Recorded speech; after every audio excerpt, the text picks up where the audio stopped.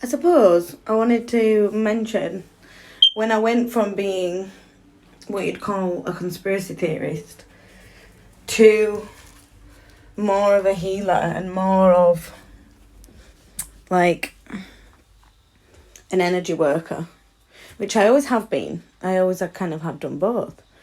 But there was a time between 2020, 2021 and even into 22 where all I could do was talk about awakening and talk about, there's very few things I can actually say on here, but see these things, all the different types of establishments that are running the world as we know it, the media, television,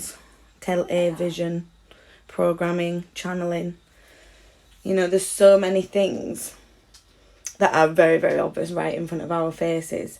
I mean, I am one of them crazy people that believes that the whole world is run by, shall I correct myself and say was run by a establishment of flaky people that would, if were animals, would be amphibious of nature, I believe. And I do believe that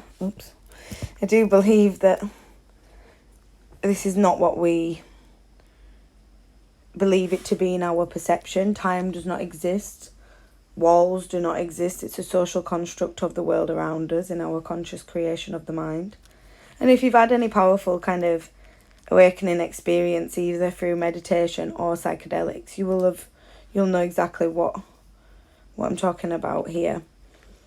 But I think the way I was trying to deliver it wasn't working for people and it wasn't resonating with people, and I was very much like boom, boom, boom, boom, boom, kind of like trying to get this information out. And if you don't know any of that information, I mean, I know I've just spoken code for half of it, so some people probably won't have a fucking clue what I'm talking about, but if you don't know any of that information, then to try and digest all of that at one time or in one conversation can be so overwhelming.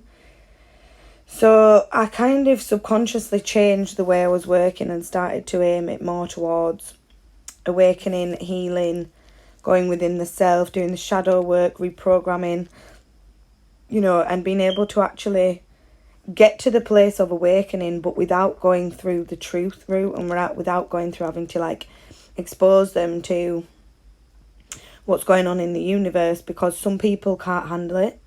Some people can't consciously process that, because if they were meant to wake up in 2019, 2020, 2021, they would have done. That would have been when they had their calling. So we have to remember that we all have a calling, and some of that information, especially a lot of it to do with the kids, because really the whole thing is about the kids, and some people can't emotionally and physically and mentally process that and still function to know that that's how bad this world was. And potentially, I don't think it still is. I was going to say it's not. But, in some people's opinions maybe. But I don't personally believe that them things are still happening with the same establishments that were running them. I don't believe that they're still in power using the DRE. Google Chrome. Fucking hell. It's very hard to talk.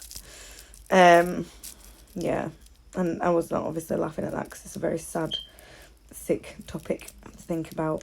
However, this point of this video is a bit mushed up. The point I'm trying to make is it's okay to translate that differently, and it's okay to help people translate it differently.